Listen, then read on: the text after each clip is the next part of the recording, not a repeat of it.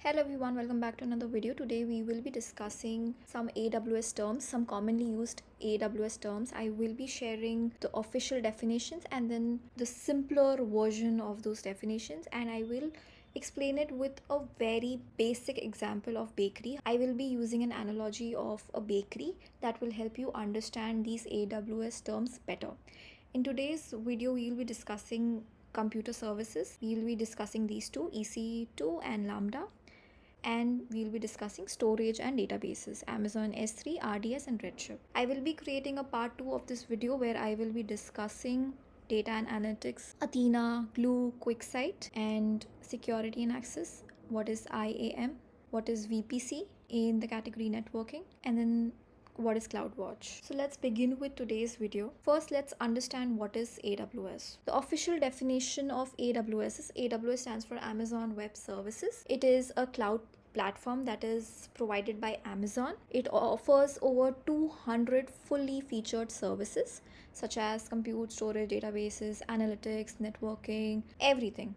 Everything is available on demand globally with pay-as-you-go pricing, which means if you need something, only then you will pay for it. That is known as pay-as-you-go pricing. An easier explanation of this would be it's like renting computers, storage and tools from Amazon to build websites, apps or store data online. Everything will be on cloud. You do not have to take care of anything. Amazon takes care of it. Bakery example would be you rent everything needed to run your online bakery, like website, storage, customer data, everything is rented from Amazon. Let's discuss these two compute services, Amazon EC2 and Lambda. These provide virtual servers or serverless computing power to run your applications. EC2 will provide virtual server, Lambda will provide serverless functions. EC2 stands for Elastic Compute Cloud. These are virtual computers in the cloud that you can configure and run. AWS Lambda is serverless.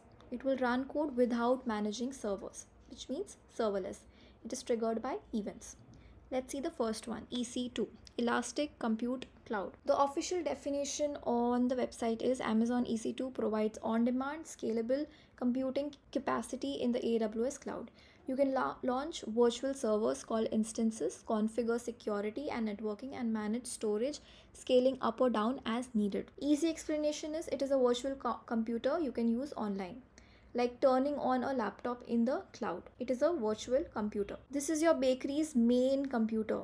It will run everything. It will take orders, it will take the payment, it will deny payments or whatever. Everything happens on this. This is the main computer. EC2 is the main computer. One thing that you need to remember is the difference between EC2 and Lambda is EC2 is it is a virtual computer, but Lambda is serverless. It is fully managed by AWS, but EC2 is you manage it. You have to manage it. Now let's see what is Lambda. The official definition is AWS Lambda is a serverless compute service that runs your code in response to events such as uploads, database changes or HTTP requests while managing the compute resources. The easier explanation would be write a small piece of code, AWS runs it only when needed, no server management or idle costs.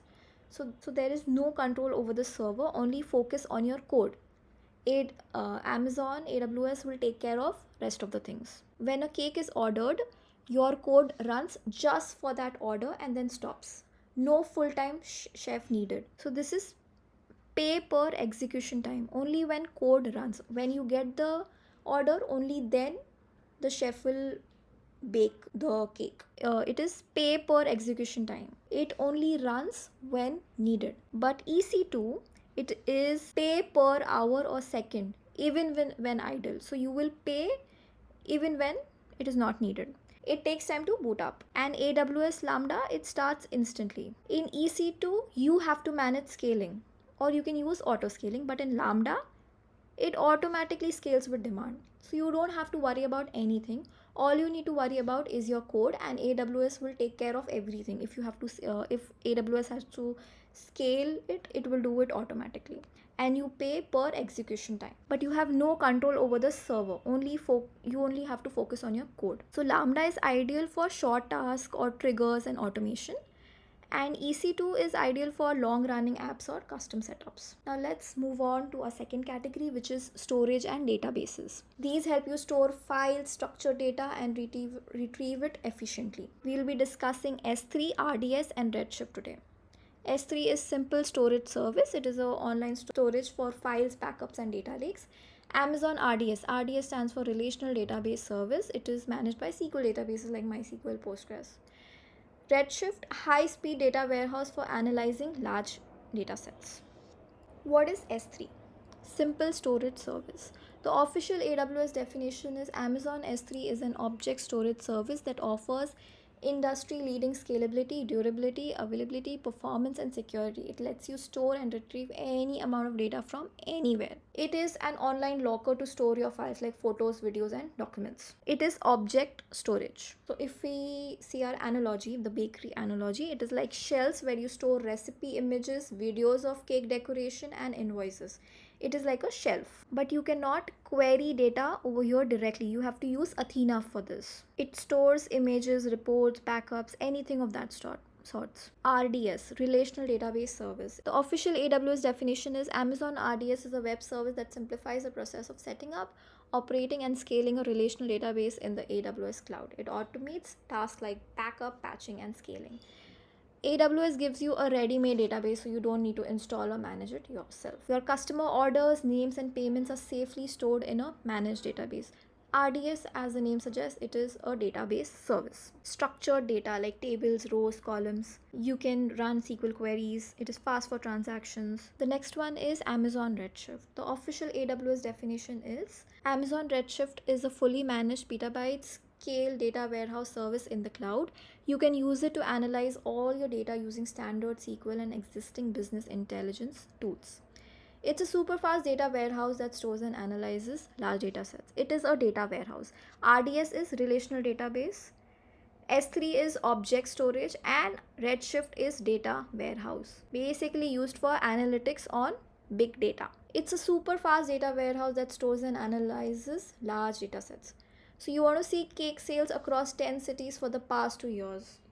If you want to analyze big data, huge data, RedShift stores this huge data and helps generate fast reports. So RedShift is data warehouse, RDS is relational database, and S3 is object storage. But you cannot query on S3. You need Athena for that. With that, I will end today's video. Make sure you subscribe to the channel as I will be uploading part 2 of the video. By the time you're watching this video, if the part 2 is already up, I will link it in the description box or in the pinned comment, so make sure you check it out. Part 2, we will be discussing these topics, and make sure to like the video. Please comment down and subscribe to the channel. Thank you so much for watching.